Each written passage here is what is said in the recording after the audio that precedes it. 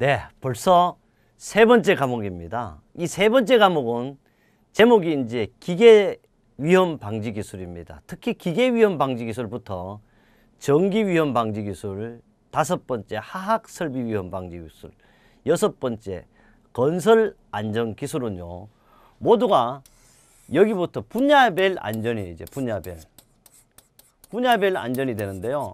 이 분야별 안전은 분야마다 전문적으로 심도 있게 설명을 제가 하도록 하겠지만, 자연의 원리부터 모든 기계의 원리라든지 전기의 원리, 전기가 시작, 발전 지점까지 이렇게는 상세히 못하고 바로 산업안전기사, 산업기사 시험에 나오는 내용만 가지고 가장 간결하고 가장 간단하게 핵심만을 강의토록 하겠습니다. 특히 이게 기계 위험 방지 기술은요, 기계 안전의 개념부터 시작해서 마지막에 6개 장으로 있습니다. 6개 장이 있는데, 특히 여섯 번째 장은 응역이라든지 역학이라든지 실험 쪽에 나오는 겁니다. 비파기 시험이니 검사 쪽입니다. 그래서 특히 6장에는 아직까지 시험 출제가 잘 안 되고 있다는 이야기도 할 겸, 특히 우리 기계 안전 개념에서 기계의 기본적인 내용, 기계의 안전 1장부터 6장까지의 예습을 할 수 있는 문제로도 실었고요.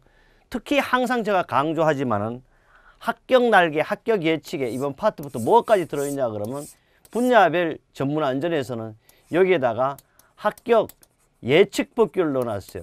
가장 중요한 것은 기계부터 전기, 화학, 건설 등은 주로 산업안전보건기준에 관한 규칙에서 그대로 나옵니다. 왜? 출제하는 분들이 가장 쉽게 출제하고 의의가 없고 또 법적인 내용으로 하고 있기 때문에 가장 좋은 방법으로 문제를 낼 수 있다는 겁니다. 그래서 문제 나오는 분야는 꼭 합격 예측 관련 법규에 제가 문제를 만들어 두었습니다. 그럼 시작해 보겠습니다. 그래요. 항상 뭐를 봐야 되냐, 정말 이번 시험에 어떤 내용이 나올 건가, 어떤 내용을 학습할 건가 기본을 봐야 되겠죠. 기계는요, 오늘날 현저히 감소되고 있어요. 재해가 있지만 과연 여러분 기계가 뭐냐고 이렇게 막연하게 물으면, 야, 기계가 뭐다. 기계라는 것은 어때요? 어떤 요소 부품들이 뭉쳐져 가지고 하나의 작품이 만들어졌어요. 그 작품을 만들어졌는데 그 애가 스스로 일을 할 수가 없어요. 반드시 뭐냐 하면 동력을 제공하는 게 있어야 돼요. 다시 말하면 힘을 제공하는 사람이 있어요. 그래서 우리가 전기를 제공한다든지, 안 그러면 사람이 수작업을 한다든지 혹은 자동화를 하죠. 그럼 이걸 어디에서 배웠냐를 빨리 알아야 돼. 우리 부품들을 일을 할 수 있게 만드는 게, 사람이 일을 하면 뭐라 그래요? 수동체계라 그러죠. 그 다음에 뭐라 그래? 기계가 하면 기계화 체계 혹은 반자동 체계라 그랬어요. 그뿐 아닙니다. 이게 이제 프로그램이 시켜가 하는 걸 가지고 뭐야? 자동 시스템 이랬어요. 그러면 수동 시스템이 융통성이 가장 우수하다는 그런 얘기 했잖아요. 새로운 학문은 아닌 게 아니고 인간과학 및 안전관리를 했던 것을 여기서 접목시키는 거죠. 그러나 특히 기계 안전부터는 가장 쉽게 나옵니다 이렇게 제가 자주 말을 할 겁니다. 왜?